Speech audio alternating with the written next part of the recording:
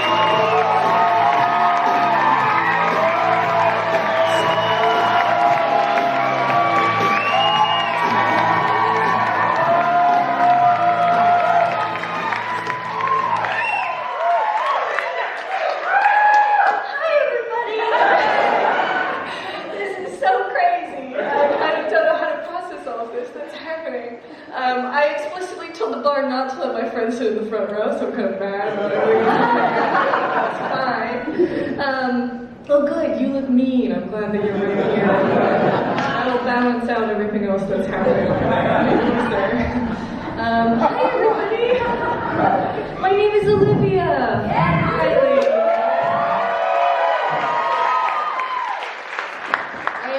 American who moved to the Netherlands to accomplish my lifelong dream of not being in America.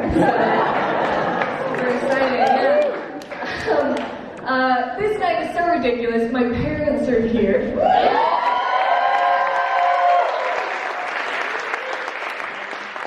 My mom is a brilliant, charismatic, vulnerable actress from New York. And my father is a sad communist teacher. Los Angeles with a heart of gold. And together they made one very resilient, well-rounded child. But she lives in San Diego, so me, a soft-boiled egg with anxiety and a real flair for the dramatic. So, hear yourselves, everybody. I've been in the Netherlands for a few years. I've had a couple of jobs. Before the world ended, I worked as a bartender. I was not good at it. But that's okay because this is the Netherlands, so it doesn't matter.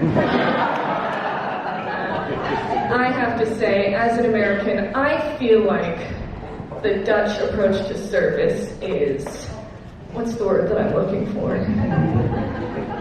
Genius, okay? I know you guys get a lot of shit for it, but I love it so much. Because in America, when you work in service, you live on tips. So your relationship with your customers is super unhealthy, okay? So, if I was serving you in America, this is how it would go, okay? You'd come in and I would be like, hi guys, how are you doing? Are you doing really good? Are you doing really good? Good. I have a fun fact for you. I'm gonna be your server tonight. I know it's exciting. Okay, so now tell me, you two, is this just a regular Sunday or is it a special occasion? It's just a regular one. Good for you. Keep the magic alive. Oh, I love you. Now, I'm gonna tell you about tonight's specials. So we're offering 2-for-1 pancakes. And you subsidizing the fact that my employer doesn't pay me a living wage.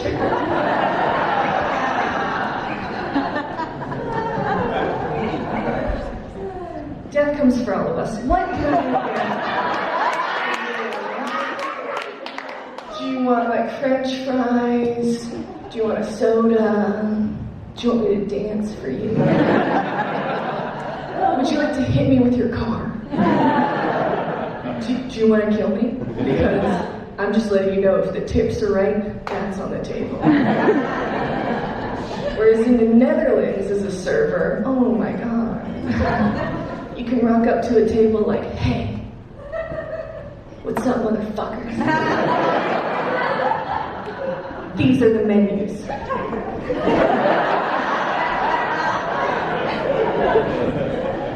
Now listen to me. We both know I don't need you.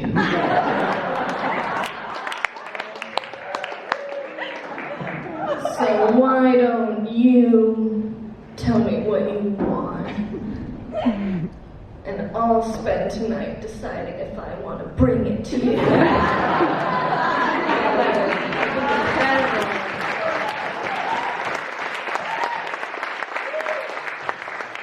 There are other jobs where I feel like maybe being Dutch lends itself a tiny bit less well to success, okay? Hear me out. It's just the way my Dutch therapist talks to me. I don't want to call it bullying. But it's pretty fucking close. At my first appointment with her, my intake appointment, I started crying. And she just looks at me and she goes,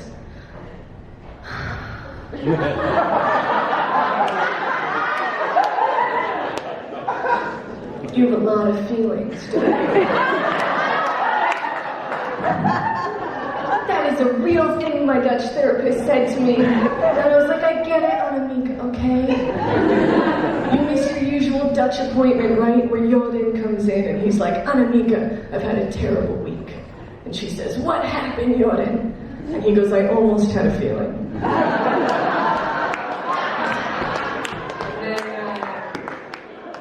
And then she says, oh my God, tell me about it. And he goes, well, I was cycling. And a woman cut me off. And I yelled at her in Dutch. And then she yelled back at me in English. And I realized she was American. And so she couldn't understand me. And it's just like, it's like, how will she know that I think she's a cancer whore?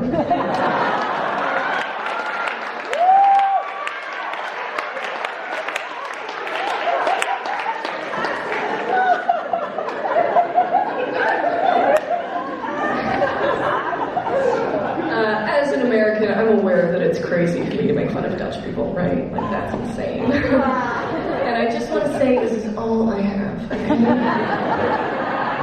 Fucking need this, because not only is it rough being an American, but I don't know if you've heard about this very niche stereotype that Dutch people might be just like a touch honest sometimes. Dutch people are fucking mean. They're mean and they're hot and they're all taller than me. It's like I'm living 24/7 flashbacks of my freshman year of high school. I'm from Los Angeles, so I was used to people being like hot, but I was not prepared for the Netherlands. Obviously, I'm a feminist. I don't believe in ranking women on a scale of 1 to 10 in terms of their attractiveness. But I can't tell you how devastating it is to be an American 6, an LA 2, and a Dutch 0. That's not what I was looking for. And there's a thing that Dutch people will say sometimes when you complain about it. They'll say, oh, at least I'm not fake. Americans are so fake nice. And I feel like, sure, sometimes we don't always say what we mean, okay? But honestly, I don't care if it's fake. I just don't want to feel like my ING banker and I are in an ongoing war of attrition. That is a customer service role. What's happening? Another thing you hear from people is they'll be like, I'm just honest. Come on, man. That's not reasonable. You can't use that. People will tell you to go fuck yourself. And they'll be like, oh, I'm just honest. You can't just throw an adjective onto a behavior and use it to explain yourself. In what other situation would that be acceptable? Like, oh, I'm just aloof.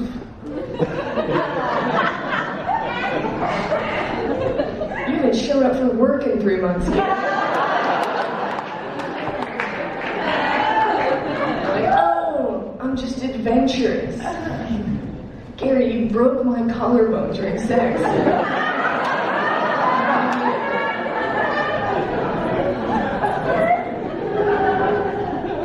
Oh, I'm just free-spirited. You took a shit in my pool, Gary. Get out of my house. It's a trip growing up in America, you know, because they tell you things like, we're the greatest country on earth. And you're all gonna go out and you're gonna take over the world because you're incredible. And then you turn 18 and you go to Europe for the first time, and Europeans are like, oh, honey. You're gonna want to sit down for this one. And I mean, separate from like all the guilt about being an American, it's been a particularly rough year for us, you know. We had 1 week where we were all like, Trump is gone! And then we thought, oh, fuck, it's Biden. Supposed to do with that? It's like we're all being collectively haunted by the pansy centrist ghost of a scarecrow who keeps trying to convince us he's cool. He's like, hey, I got a black friend.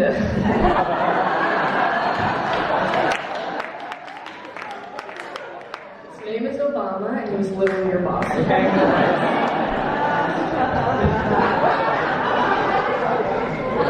I do find it interesting what's considered historically relevant in America versus here, especially in Los Angeles. You take a tour of Los Angeles and they'll be like, welcome everybody to LA. This is the oldest building in the city. It was constructed in the year 1985. Every 10 years, we hold a parade to celebrate the fact that it's still standing. And then you come to Amsterdam and they're like, this building was built in the year 3.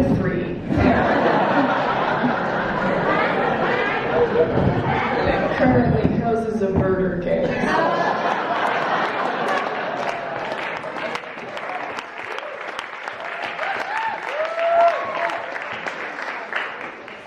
One kind of nice thing about this year is I'm finally identifying with my grandparents, which is cool. They're from Ireland. They immigrated to the States in search of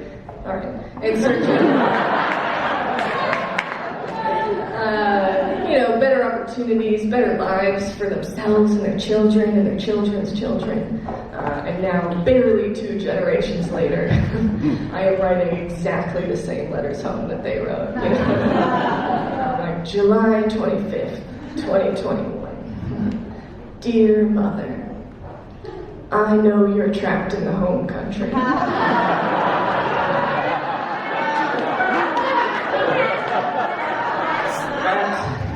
I will try to bring you and Father over soon.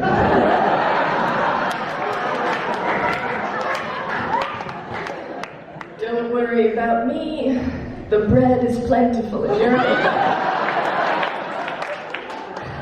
And the people are very tall.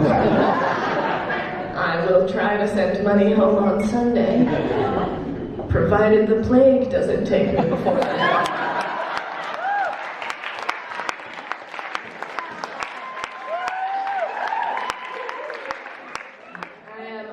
I think the Europeans here will be happy to know that I think I finally figured out the cure for American exceptionalism, which is called living with a French woman. I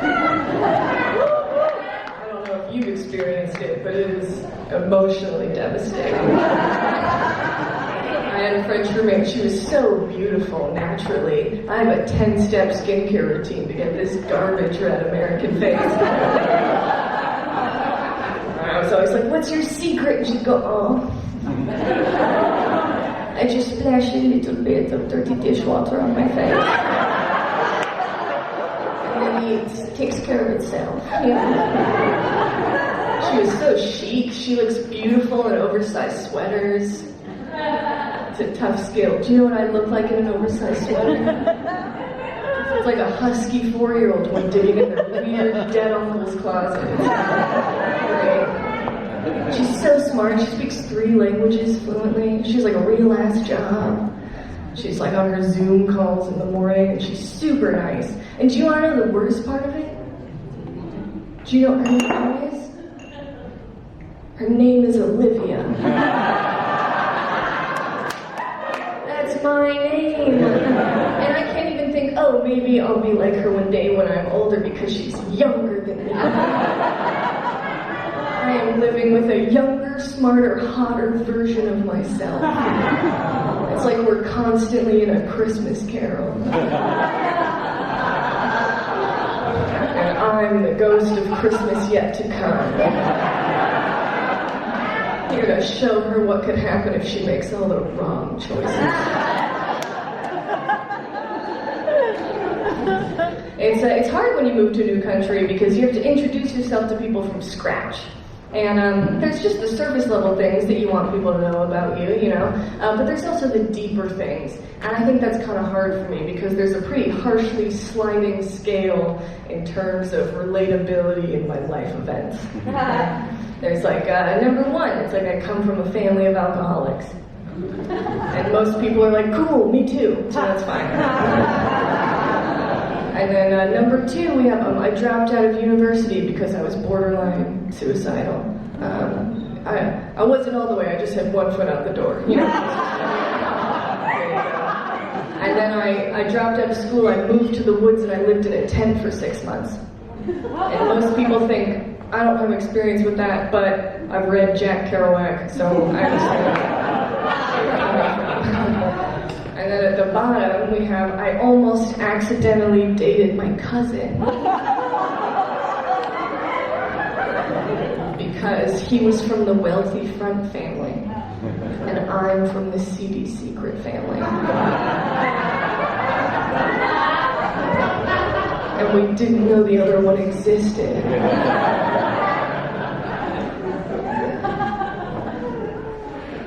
I can tell from the kind of weird vibe that's settled over that not only is that not super relatable, but most of you are like, fuck, I want a ticket to the Cousin Fucker show.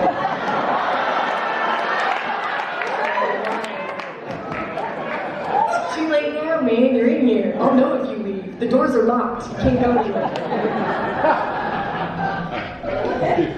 And then there's other things in my life that are, you know, less relatable. Like, I've had 6 major head injuries in my life.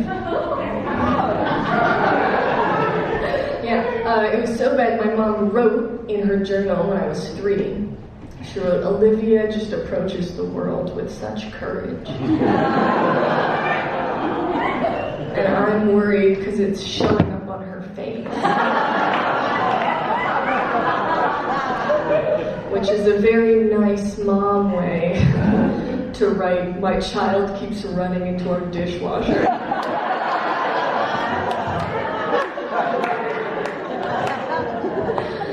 Luckily, I have outgrown all of that, all those head injuries. That actually happened a month after I moved to the Netherlands. And I regularly forget that it happens. It might be because I've had a bunch of head injuries.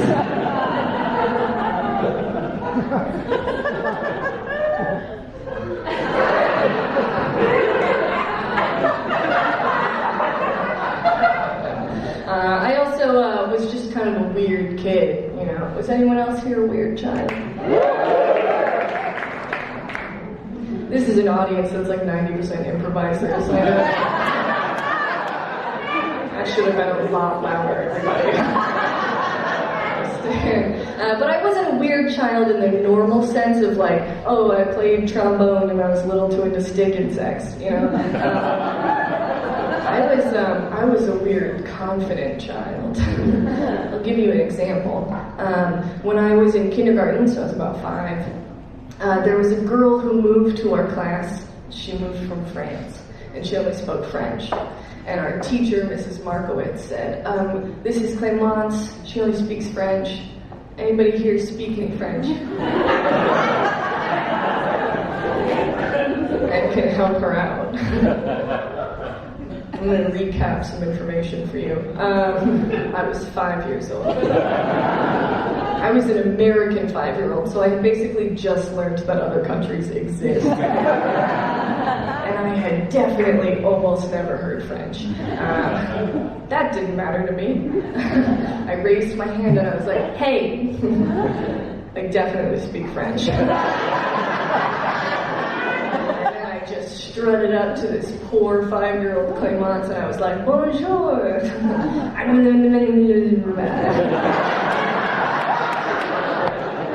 I have such a clear memory of her looking at me, and then looking at Mrs. Markowitz, and then looking back at me, and then back at Mrs. Markowitz. Like maybe somebody could help her understand this hellscape she'd been thrown into. I could understand what her monologue was. You know, she was like, "Ah, I hate America."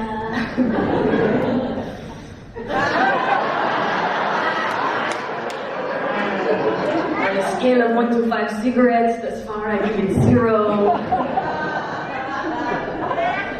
If you want to know the most embarrassing facts about that story, I was telling my mom about it while I prepped for this hour. And it turns out Clémence wasn't even from France. She was fucking Belgian.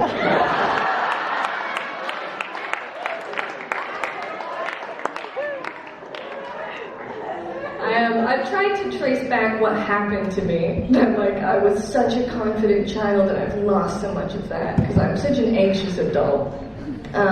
According to my psychiatrist, I have a generalized anxiety disorder. I think that I have less social anxiety than social regret. I think that describes it better. Because in a conversation, in general, I'm kind of like, okay, it's a little bit like an alien running a human from afar. You know, right, Olivia, they're talking to you.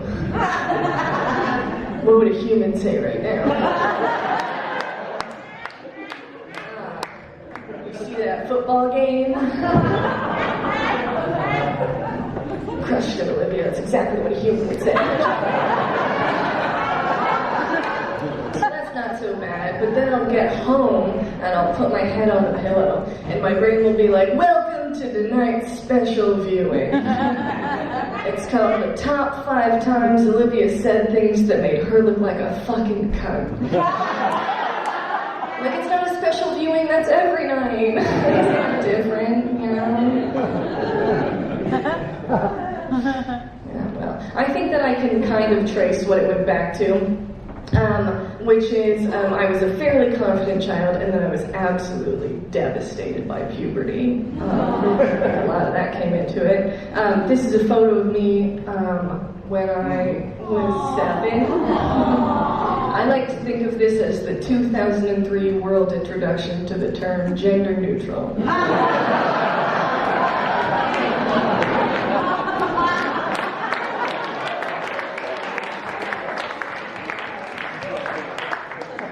And that was what I looked like. I looked like a 7-year-old boy, and then I was a late bloomer, which is a colloquial term for looking like a 7-year-old boy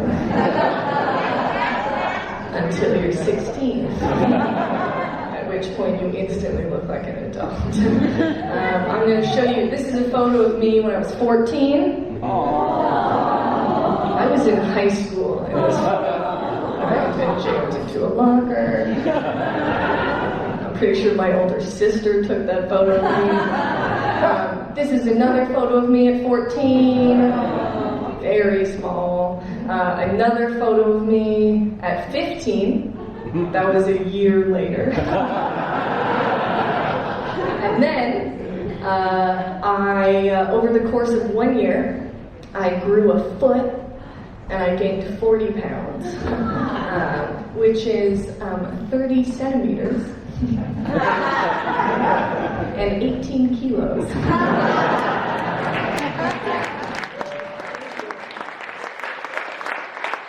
Nobody can say I'm not assimilating. But it was devastating. It absolutely wrecked me. I had no idea what to do with myself. And I grew so tall, so fast, that my soccer coach thought I was going blind.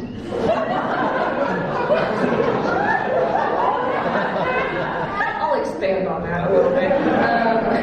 So we had I was on the varsity soccer team, which is like a good one, I guess. And I was at practice one day when I was about 16 or 17, and the ball came at me and I tried to kick it, and I just missed where the ball was. And the ball went past me. And my soccer coach came at me. And this was a 40-year-old white man who taught for Los Angeles Unified School District with a red face and crushed dreams. So, naturally, he had a super high emotional intelligence. So he came charging up to me and he went, "Hey, what's wrong with your fucking eyes?" And I said, "I don't know what you're talking about." He said, "Well, anytime I coach boys baseball, when they can't hit the ball, I take them to the eye doctor. Because it's not normal for you to not be able to miss the ball." And I said, "Oh, I don't think there's anything wrong with my eyes. I just grew a foot this year. And I no longer know where my legs end." And he said, "Oh, thank God. At least you're not fucking blind." And then he just walked away. And that conversation has lived rent-free in my mind for a long time. And now, it's like this man informed my view on my body, which has led to a lifelong distrust of 40-year-old straight white men. What do you call it when a stereotype is, like, accurate and saves your life?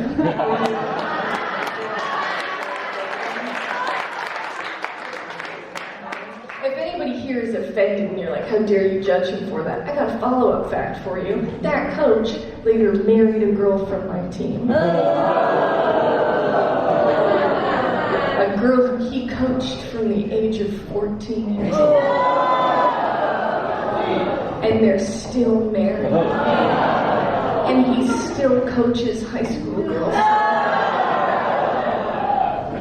I don't have a punchline, I'm just mad.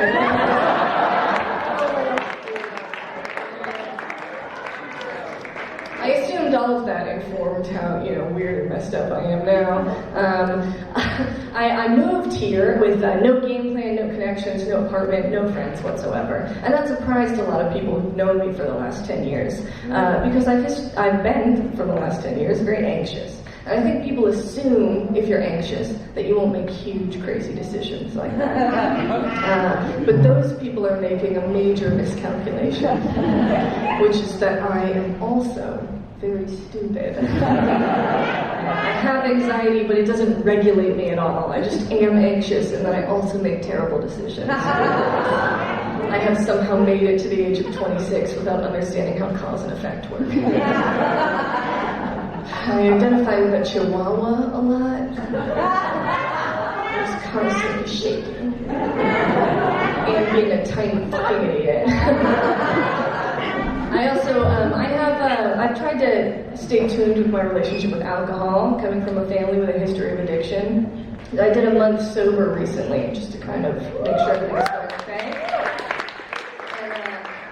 It was so beautiful to wake up every morning and think about all of those times that I was like so drunk and I woke up the next morning feeling so headachy and nauseous and anxious about what I had said and dreading the day that was going to come, and to realize it wasn't the alcohol.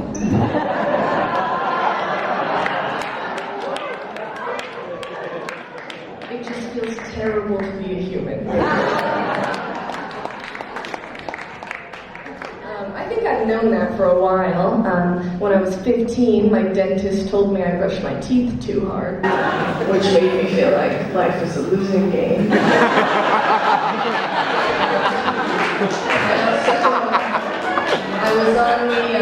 I was on the maximum dose of my antidepressants for 5 years. Anyone else on Wellbutrin here? There's one person clapping. I see you and I appreciate you. I was on the maximum dose. We had a brief stint on the super max dose, which is actually even higher than the legally recommended amount, because I was doing really badly. And then I went on the supermax dose. I passed out, hit my head, and I had a minor seizure. And my psychiatrist was like, "Oops, maybe not." My American psychiatrist was the worst. He was a 1,000-year-old turtle of a man who was wildly irresponsible, and I hated him. And he told me, with the severity of my depression and my genetic predisposition, that I was probably going to be on the maximum dose of my antidepressants for the rest of my life. Then I moved to the Netherlands.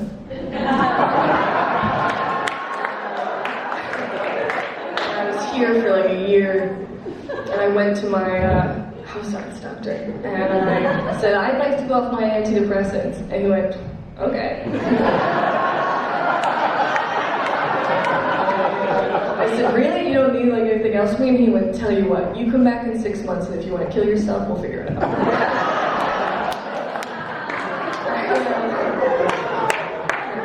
I went off my antidepressants in December of 2019.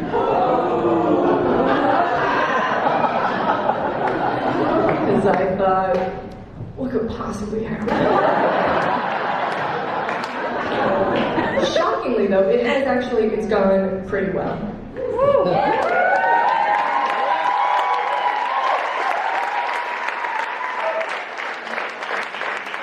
Just wait until we get to the end. No, it's gone pretty well. And I think that I can attribute my doing better in part to, having better access to medical care, but also because I learned how to make better choices for myself. So when I first moved here, I decided that I was going to do a super cool new thing just for me, where I was only going to have sex with people who were nice to me.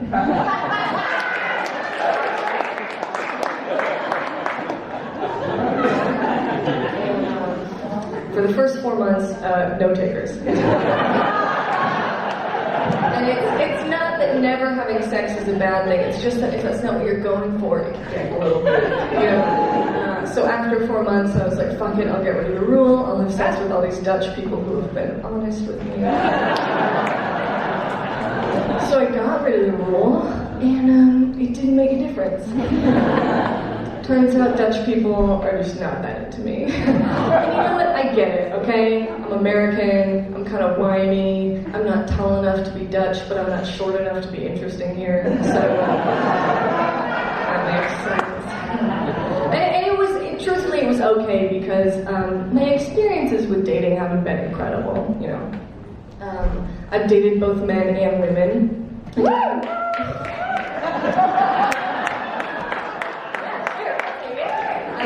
I've dated mostly women, which I think is kind of a surprise to people who knew me.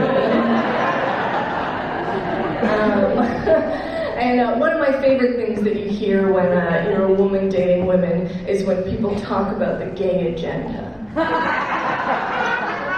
I love it so much. There's always some guy being like, they're going to take my son, and they're going to turn him gay, and they're going to bring him to hell. It's like, first of all, nobody wants to date your son. Relax. Second of all, the gay agenda isn't about turning straight people gay so that they'll burn in hell. That's just part of it. The real gay agenda is about turning straight people gay so that they'll stop having children.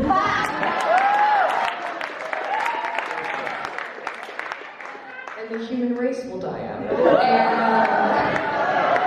And cities will crumble. And endangered species will return to the seas.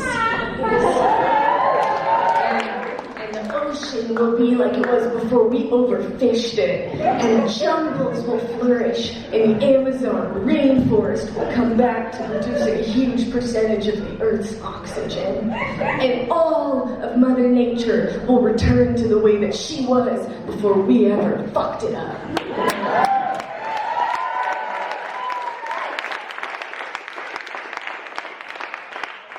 Environmentalism, I would say, is the agenda. Like 75% environmentalism, 25% hell-based. That's what it is. Something people ask you when they find out that you're queer is like, oh, how did you know? When I was 8, I saw a girl in my dance class. And I thought, boy, I should feel about her the way I feel about boys. I'm sure that won't be important. I didn't think about it for another 8 years. And then when I was 16, I saw a girl at my bus stop, and she walked by me. She was so beautiful. And I went,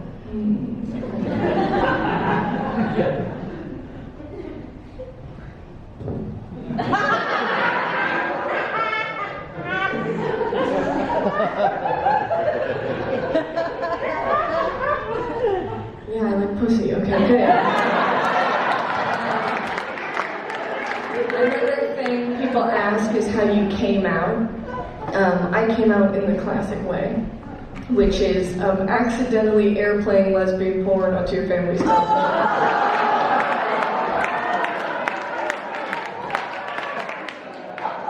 While your mother and sister are watching The Crown.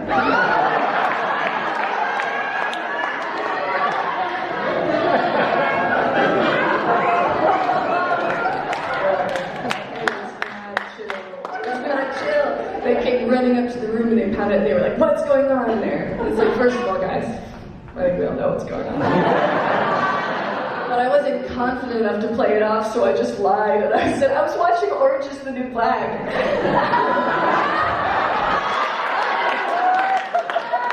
Nobody believed me. And luckily, I've learned as I've gotten older, the only way to get over an embarrassing moment is just to own it. So now I come home for Thanksgiving, I'm like, what's up? Hey, Mom. How's your year going? Happy Thanksgiving. You remember that time I airplayed lesbian onto the family television? I said it was Orange is the New Black. It wasn't. It was lesbian porn. And boy, were those lesbians lesbianing, am I right? And my mom says, I had so many hopes for how you would turn out. She's here, she's got it over it.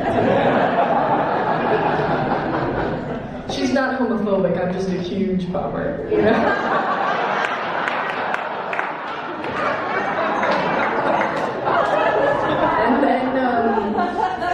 Then on the other end of things, we have dating men.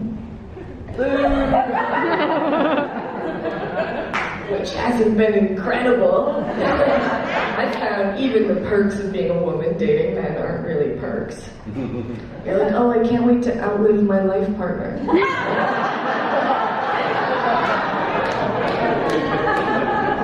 That'll be a cool 3 to 5 years at the very end. I also dated guys on both ends of the nice guy spectrum. So I've dated just straight up jerks who are afraid of vaginas, but I have also dated self-proclaimed feminists who have somehow also managed to make that suck. Like when you're kissing them, you can just feel how proud of themselves they are. Because they think you're a three-dimensional person. There used to be this thing in high school where if you didn't know what to do when you were kissing someone, that you should just write the alphabet with your tongue. And with these guys, you can just feel them writing, I'm not like the other boys.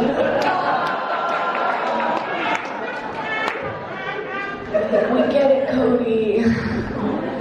You're a feminist.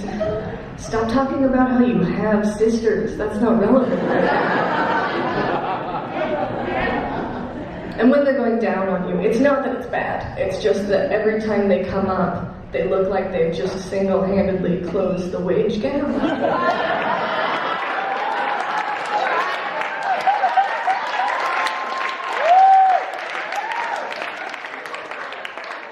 that's just like a lot of energy to be coming at you in your vulnerable position.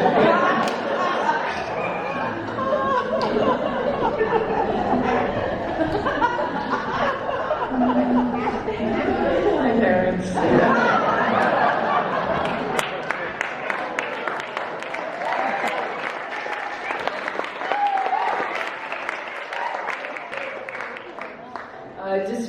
of that, I have actually managed to accomplish the real American dream, which is tricking a Canadian into loving me.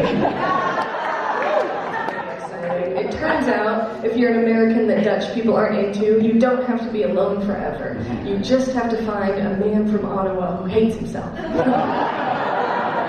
I think that's really beautiful. My whole family is so excited for me. They're really amped, not just because he's an angel, but specifically because he's Canadian. My mom has always been super independent. She barely agreed to get married. She wouldn't let my dad propose. She never changed her last name. I have a hyphenated last name because of them. And she always said, "You're going to be your own woman. You're never going to give yourself over to a man. You're going to be independent and live your own life. And you're never going to succumb to the institution within the patriarchy." That is marriage, which historically has been used to deprive women of their property and power. And I started dating a Canadian, and she was like, "Go, bitch, go, get that ring."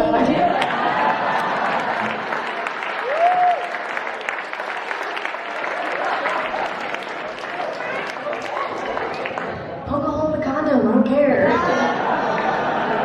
Mom, that is not a feminist thought. And she goes, "Trump got elected once, it could happen again." Do what you need to do. A really nice thing about starting to date somebody wonderful is you can just let go of all the shitty things that the people you dated before did to you, right? Like that guy Peter who fucked you over your senior year of college. You don't even have to think about him anymore because you're happy now.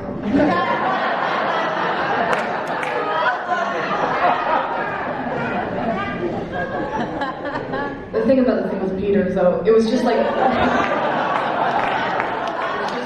was a little bit complicated because like, I was dating him and there was this girl Dahlia in the picture. It doesn't matter. It doesn't matter. You don't have to know about it because I'm fulfilled now.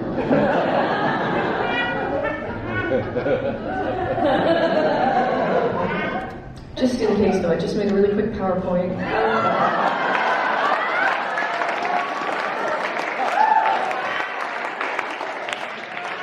Anyone who's wondering, I'll just go through the main characters here. So up at the top we have Olivia, that's me. And Olivia was dating this guy Peter, and you don't need to know that much about Peter, except that he was the living worst. And then there was this guy Ben, and Ben actually didn't do anything wrong. He's fine in this story. And he was dating this girl Dahlia. And I'm trying really hard not to talk shit about other women, so I'm just gonna stick to the facts here. Her name was Dahlia, we went to college together, and she was a massive bitch. And so I was dating Peter, and Ben was dating Dahlia. And then one day, Ben and I were hanging out, and we went to a party together. And we walked in, and what do we see? But Peter was making out with Dahlia. I assume by your gasps you've been paying attention. And you figured out that those were actually the people we were dating.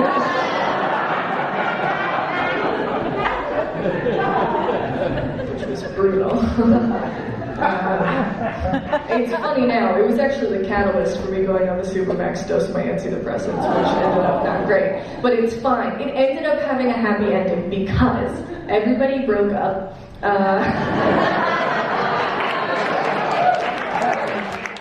And then Ben and I moved to Europe, and Peter and Dahlia still live in America.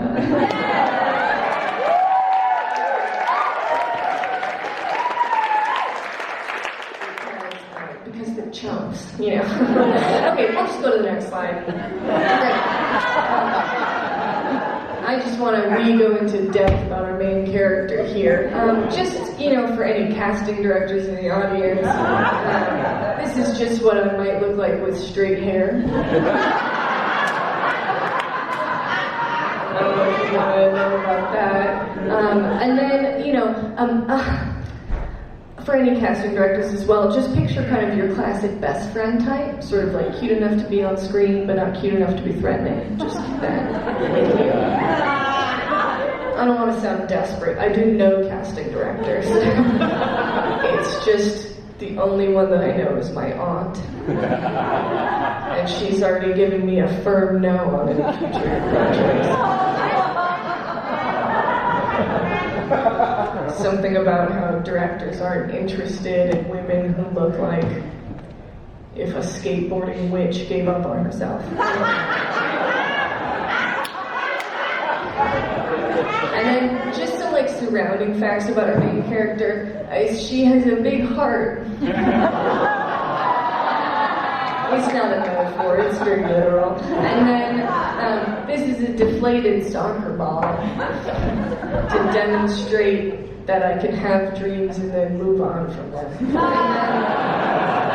And then this is just a skateboard to show, kind of like diversity in terms of masculine and feminine interests. Also, I will do nude scenes with Tony Hawk at any age. And then here we have a loaf of bread.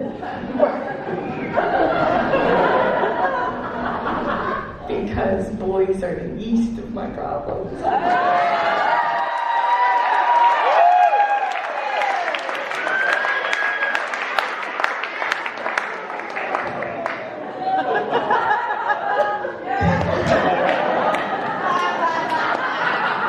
just wanted to high-five myself for that one really quick. Sorry. Okay. We can go to the next slide. This is just like a super photorealistic drawing of Peter. You only really need to know, he looks like if a stick insect lost like 60% of its limbs.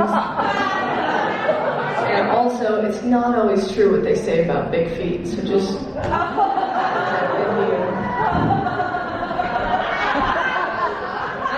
I'm sure people here are saying, why would you ever date a guy who was this much of an asshole? And I have two reasons, okay? Number one, he was so tall. He really was. He was so tall. Everyone here acting like they didn't get fucked over by a mean Dutch guy. I get it, okay? And number two, I looked like a 9-year-old boy until I was 16, okay? And then I had an ugly duckling stage until I was 23. I didn't have time to establish standards, all right? Okay, let's go to the next slide. Great. This one is a blank page. To represent the blank page that I've turned over.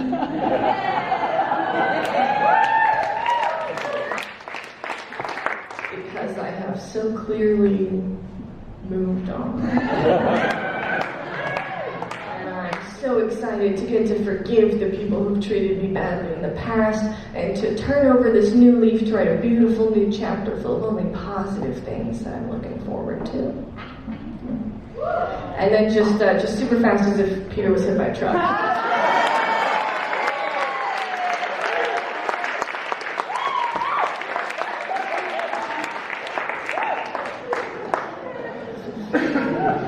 My boyfriend is 10 years older than me. Which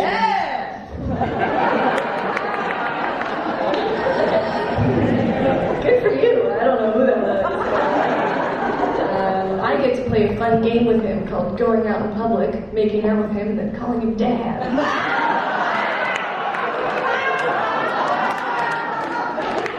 He hates it so much. But it doesn't matter because he's so nice. He's never really going to complain about it. And it is kind of strange when you start dating a wonderful person when you've only dated assholes. The first night I spent at my boyfriend's house, we were up until about 3 o'clock in the morning talking, and then he came to me and he said, "Hey, no pressure at all. You're welcome to spend the night if you want to. Just because it's really late. And I don't want you to worry about getting home safe." And I thought, oh, I know this game. Just because it's late. no pressure at all. So then I sauntered into his bedroom, and then he handed me a set of pajamas.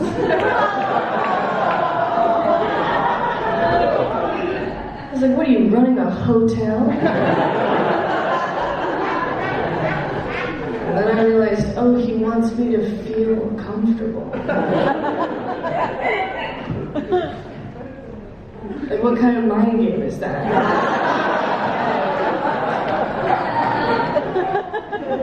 I also think that through this relationship I've discovered the key for dating when you're a sad girl. Because I used to think when you were a sad girl that you could only date other sad boys and girls. And so as a result, I wasted a lot of my 20s in relationships where all we did was get high and treat each other terribly. And my boyfriend is 10 years older and he used to be sad, but he isn't anymore. Which means that he understands where I'm coming from without also being like mid-chaos. And now I'm so bummed. I wasted so much time when I was 21 dating boys who were like, listen, there's only 2 things that can heal me. Number 1, the musical stylings of indie band Tame Impala.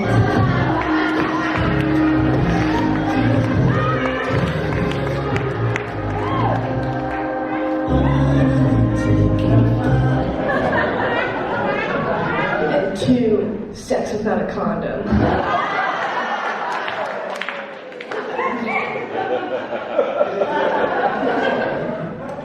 There was kind of one unintended side effect of my boyfriend and I moved in together. And I kind of felt like I was losing my identity a little bit. Because before this, I worked as a bartender, okay? I'm a comedian. In elementary school, I punched a kid in the face because he stole part of my lunch. Not even the whole lunch, just part of it. I own 4 separate leather jackets, okay? What I'm trying to say is I identify as a badass, alright? But at home, my boyfriend calls me Muffin. And he refers to our bed as the muffin tray.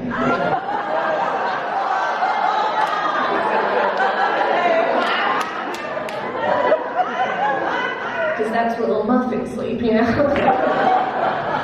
It's super jarring to get home from a night of yelling at people. You know, I'm like, who are you? What are you doing? Don't hit on me and be an asshole. Get the fuck out of my bar.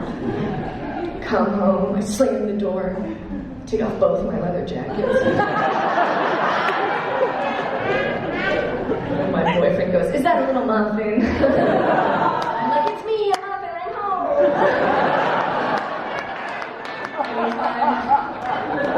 Anytime I'm out of bed during the night, he goes, what's that muffin doing out of her tray? I'm like, I'm a muffin, I have to go to my tray.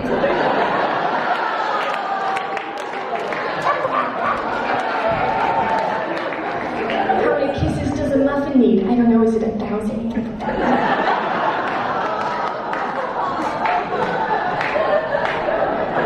So that's upsetting. And it really got out of hand in quarantine because at least before that, I left, right? So I was like 50% badass, 50% muffin. But then I never went anywhere. So I was what you might call a full-time muffin. It's like I wasn't even called my name anymore. I saw a friend for the first time in about 6 months and she called me Olivia, and it was like I was a lifelong undercover agent. Having war flashbacks. Oh, Olivia. It's a name I haven't heard in a long time.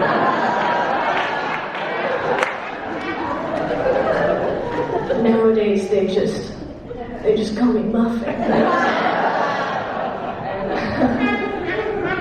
I have to say one great thing about it is it made me really rethink all the intimidating men in my life. Because my boyfriend, he's 10 years older. He wears a suit to work. He carries a briefcase. He fires people all the time. Maybe too often, but all the time. And he's adorable. He has a specific song he sings. for when I put my pajamas on. It's called Snuggly Clothes.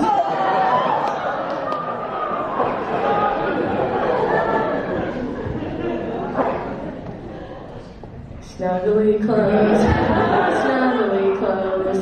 You are wearing your snuggly clothes. They're really snuggly, and they are clothes. That's why we call them snuggly clothes.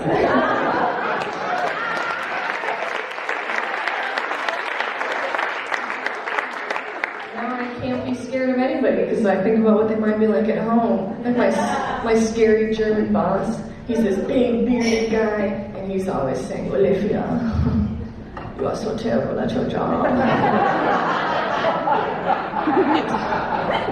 I would have fired you months ago, were it not for labor laws preventing me from doing so." I was so scared of him, but now I just picture him, yelling at me, and then he goes straight home to his girlfriend, and he's like, "You are such a tiny apple strudel." And I'm like,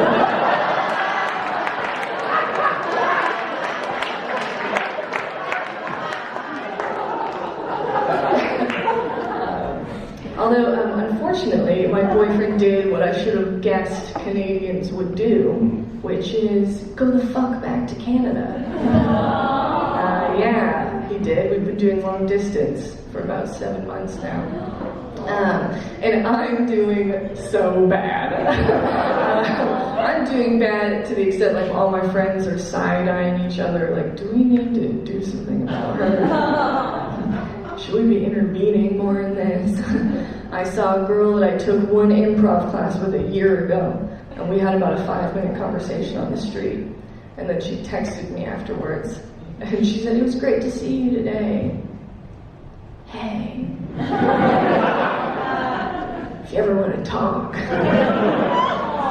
here." I thought, that's sweet, but oh no, it's so obvious. I'm at the Aldi buying a single chicken breast for the 3rd time that week. The cashier says, "That'll be €2. Hey. Getting to talk. Everything I'm feeling is at an 11 all of the time. I stubbed my toe the other day and I thought, so, suicide, pros and cons. I have no grace for anything. A tram driver, a couple of weeks ago, did that fucked up thing at Central Station that they do where they pull halfway up. And you're just supposed to know in your wannabe Dutch blood that you're not allowed to get on yet. And if you try to get on, the tram driver will just stare at you from behind the glass. Like the world's meanest fish.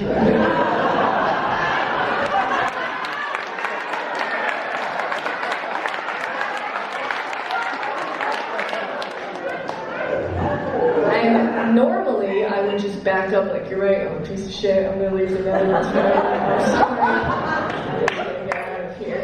But now it happens, and I'm like, do you feel like a man, Yost? I'm fucking happy now. I look like an idiot in front of everybody, and you have your cushy job with the hey, I'll kill you for real, Yost, I don't care. I have nothing left to lose.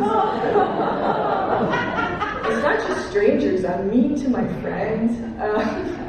My friend had a baby. He had a daughter. And he said, I feel like I can finally understand women's issues. Because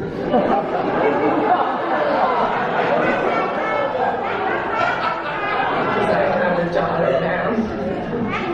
I suppose most people would be like, oh, good for you, congratulations on the baby. And I was like, wow, what a weird way to let us all know you never give a fuck about your wife, Dad.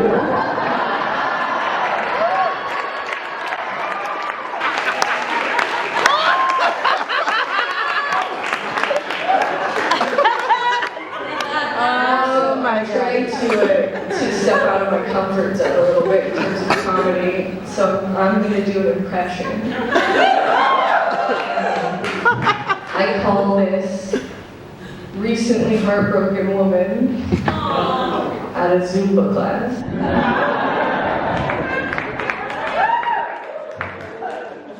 Can you count me in? Can you say 5, 6, 7, 8? Not quite.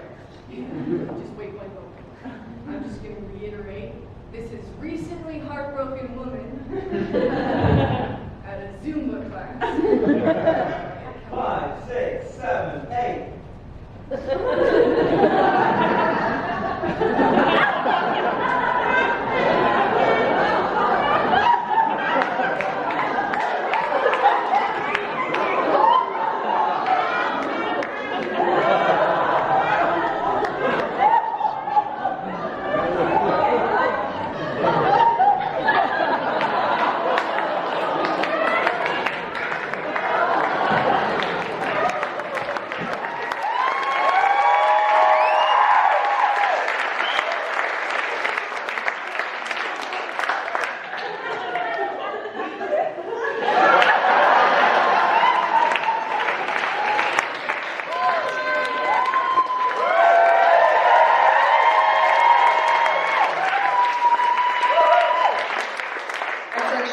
Twice in my life.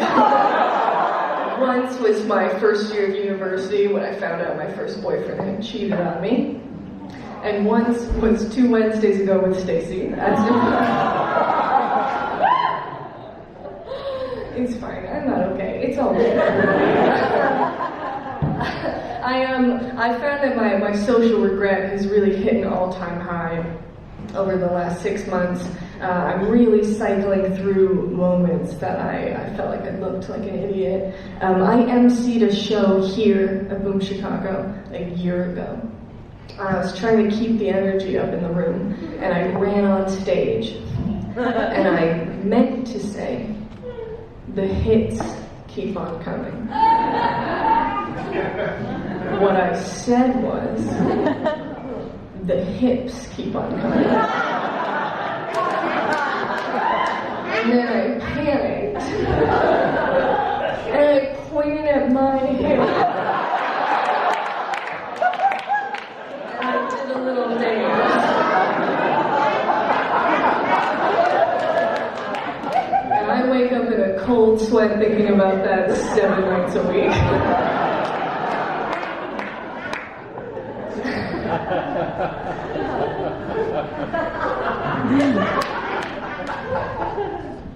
I've tried to think back on what happened to me.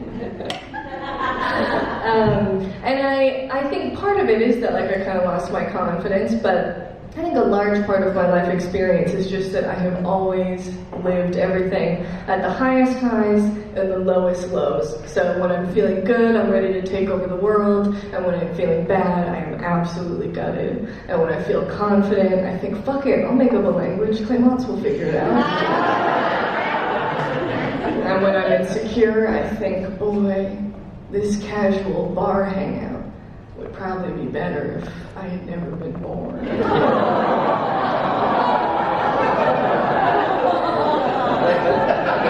And I found proof that I have been this emotionally charged for the entirety of my life. I found a journal entry from when I was in 3rd grade, and my class was putting on a play version of Charlotte's Web.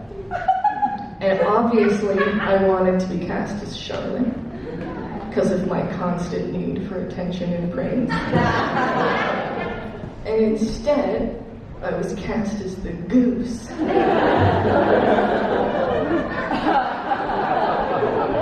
You even remember there being a goose in Charlotte's Web? Because I don't. I remember Charlotte and the web.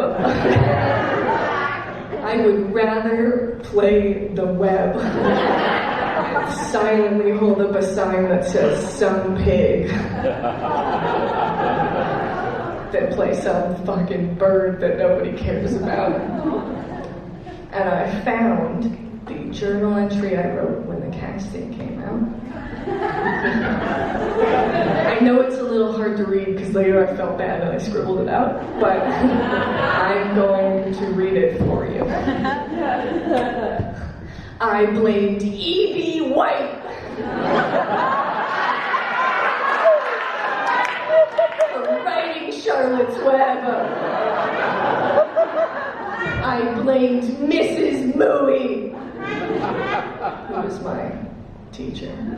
I blamed Megan, who was my friend, who was cast as Charlotte because she had theater experience.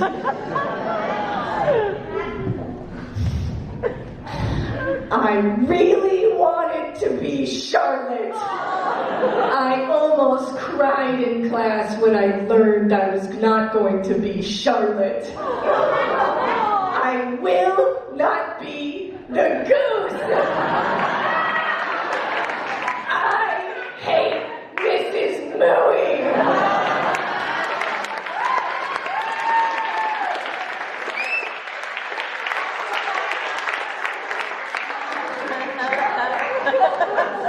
My poor parents. Luckily, I later figured out how to channel this in a more positive way. So I wrote a poem about the experience, which was on the next page of my journal. I'm going to read it line by line. I wanted to be someone I was.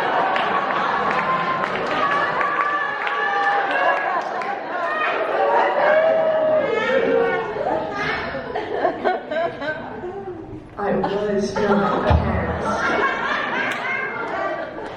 in the part I wanted to play in the presentation of life.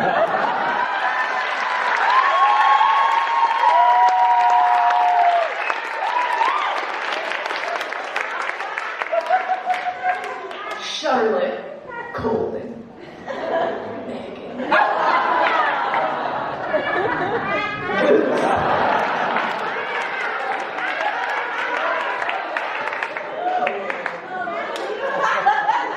Me.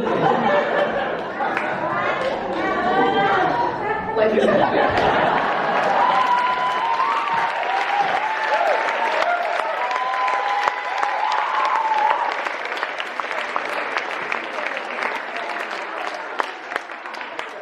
It's in my Harry Potter journal with the wand. We're coming up on the ending here, and I tried to figure out how I wanted to end it, and a year ago I did my first half-hour show, and I ended it like this. I do wish sometimes I could go back and talk to my younger self, you know, and be like, listen, girl, when you get older, you are going to be so much less cool than I ever hoped.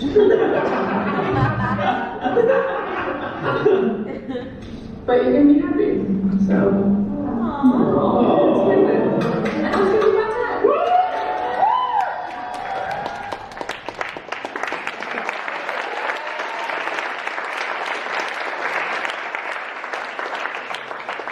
You stupid bitch. What did you think was gonna happen? You thought you were just gonna be fine? You don't have the genes for that.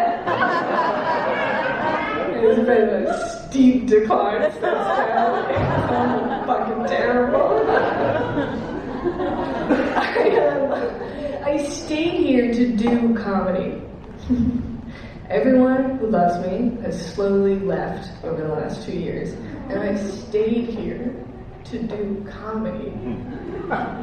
And I honestly don't know if it's been worth it. These past couple months have been the best of my life creatively and professionally, and I have been so wildly sad the whole time. I did an improv show that I had dreamed of doing for years. And I got off stage, and my friend said, "How did it feel?" And I said, "You ever accomplish a dream and realize you're still empty inside?" And And she said, "That's not a cool thing to say to someone at 7 p.m. on a Sunday." Fair. I tried to go back to kind of why I started doing all of this. I went home for a couple of months because I was, as the Dutch say, on the verge of a mental breakdown. It's a fun translation. And I went through all my old childhood stuff, which is where I found all of these photos and journal entries. And I found something that I found very interesting, which is a paper that my 4th grade teacher gave us, where everybody in class wrote what they liked about you. And I thought, oh, that'll be really cool to figure out like what other qualities I have that I can offer the world. So let's take a look at it. We're going to zoom in. Something I like about Olivia is that she's very funny.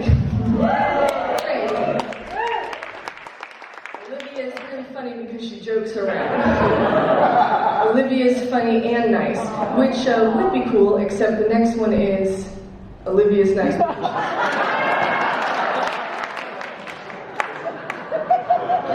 What else do we have? Olivia's funny and good at soccer, which is like great effort, but we know that's trash now. That's not true anymore. Olivia's funny. Olivia has a good sense of humor, which is different, but not really. I like Olivia because she's hilarious.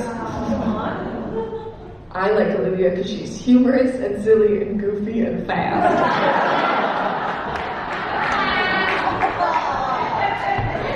Olivia.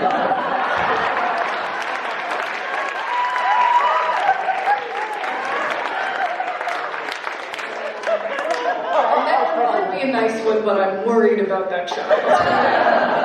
And that's another one. Dustin is nice because he shares his lead pencil.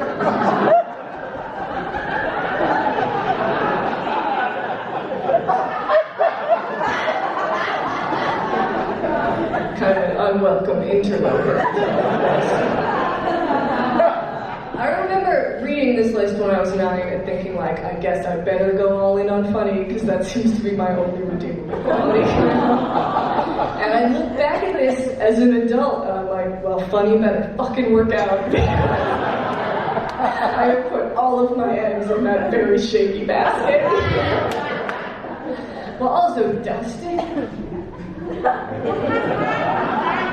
What the fuck is Dustin doing in there? I get one moment where I get to figure out if there's like something else about me people might like, and some man has to come in with his left hand. I reached out to Dustin recently. First of all, he's absolutely lovely, always has been. He's like a super nice guy. He's really good to talk to. But second, he's a fucking doctor. He didn't need this. I'm not saying I need it, but I don't not need it.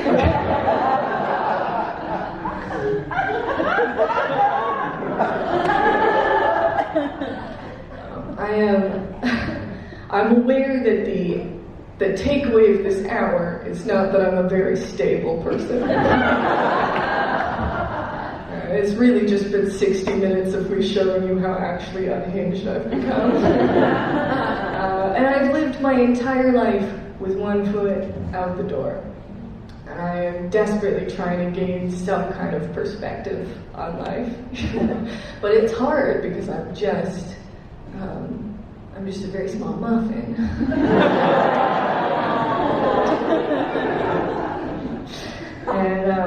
And listen, I'm hard on myself about not having enough perspective, and I know that there isn't some kind of well of sadness out there that means that I can't feel the way that I feel because other people have it worse. You know, I firmly believe I stubbed my toe today and I deserve to cry. And I know that mental health is less something for me to solve now than it is a lifelong relationship I'm going to have with myself. It's going to have high highs and very low lows, knowing who I am. And I've forgiven Dustin.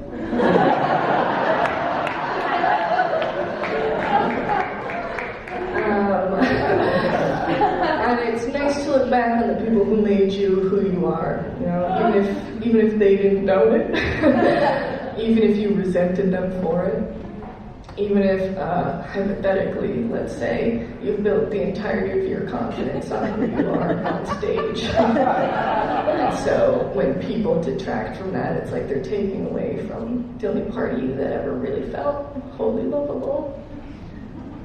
Hypothetically. And I'm grateful that there's been, you know, Dustin to kind of fucking slap me out. And I know that I'm often slow to realize how lucky I am. And I'm grateful that there are so many people that make me realize that over and over again. Even if I spend most of my time worried that they think that I'm a cunt. I'm still so lucky to have all of them. Even the Dustins of the world. I'm glad he's here. Although, just so he doesn't get a big ego, just quickly.